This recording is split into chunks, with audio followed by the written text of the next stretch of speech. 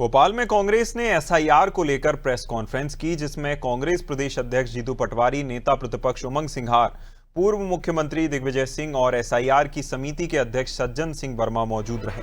नेता प्रतिपक्ष उमंग सिंघार ने कहा कि 21 साल बाद 12 राज्यों में एसआईआर की बात हो रही है, लेकिन असम को राष्ट्रीय सुरक्षा के नाम पर छोड़ दिया गया। उन्होंने आरोप लगाया कि चुनाव आयोग किसी राजनीतिक दल से सलाह किए बिना नीति बना रहा है।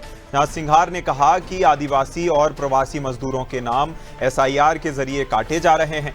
वहीं पूर्व मुख्यमंत्री दिग्विजय सिंह ने कहा कि वोटर लिस्ट में नाम जोड़ना नागरिक नहीं बल्कि चुनाव आयोग की जिम्मेदारी है।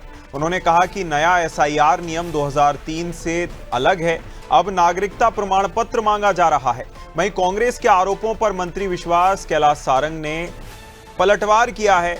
उन्होंने कहा कि कांग्रेस हर समय संवैधानिक संस्थाओं पर सवाल उठाकर जनता को गुमराह करती है। चुनाव आयोग निष्पक्षता से काम कर रहा है, लेकिन राहुल गांधी और कांग्रेस पिछले कुछ महीनों से झूठा प्रोपेगेंडा चला रहे हैं।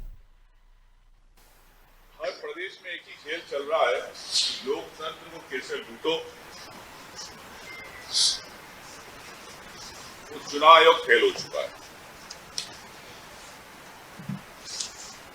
चुनाव आयोग फरमानी आदेश निकालता है। आपने इतने दिन में चैनलों पे कभी देखा है कि चुनाव आयोग ने राजनीतिक पार्टियों के साथ बैठ के कोई नीति बनाई? मेरे ख्याल से आप लोगों ने अभी नहीं देखा होगा, जबकि संविधान में स्पष्ट है कि आपको चुनाव आयोग को राजनीतिक पार्टियों के साथ सलाह करके नीति बनानी है, पॉलिसी बनानी है। 2003 के जो नियम थे, उन नियमों के अंतर्गत चुनाव आयोग की जिम्मेदारी थी कि वो मतदाता सूची में नाम जोड़ें।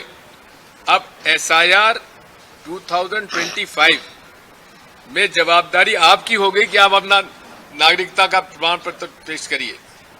अब आपके माता पिता के दादा का आप उनका जन्म प्रमाण पत्र कहां से लाओगे?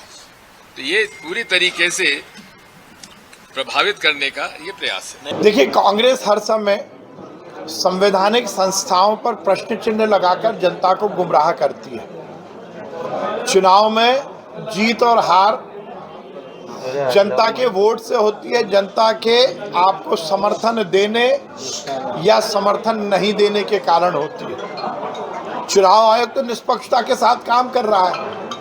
राहुल गांधी जी प्रोपेगेंडा कर रहे हैं वोट चोरी का, पर क्या उन्होंने इस तरह की कोई भी शिकायत चुनाव आयोग की?